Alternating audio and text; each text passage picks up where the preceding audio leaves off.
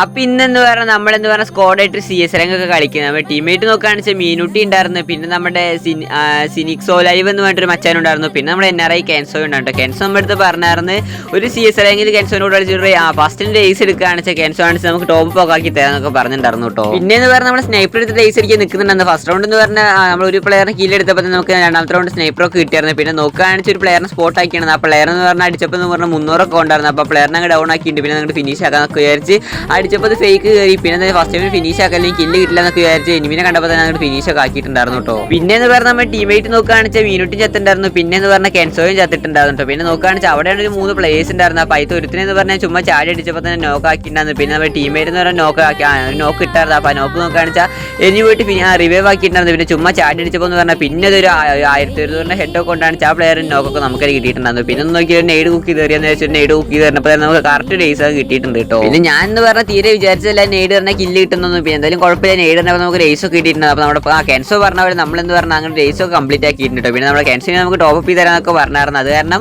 ആ കളിച്ചുകൊണ്ടിരിക്കുമ്പോൾ തന്നെ പറഞ്ഞ് ഇക്കളി കയറി നമുക്ക് ടോപ്പ് ചെയ്ത് തരാൻ ഡോക്ടറെ പേടിക്കണം എന്നൊക്കെ പറഞ്ഞു. നമ്മുടെ ചാനലൊക്കെ കണ്ട് സബ്സ്ക്രൈബ് അടിക്കാത്ത മച്ചന്മാരെന്ന് പറഞ്ഞാൽ ജസ്റ്റ് അങ്ങ് സബ്സ്ക്രൈബ് അടിച്ച് കൂടെ നിൽക്കാൻ മറക്കണ്ട. പിന്നെ വീഡിയോക്ക് ലൈക്ക് അടിക്കാത്ത മച്ചന്മാരാണെന്ന് വെച്ചാൽ വീഡിയോക്ക് ലൈക്ക് കൊണ്ട് അടിച്ചപ്പോൾ അടുത്ത വീഡിയോയിൽ കാണാം. Okay bye.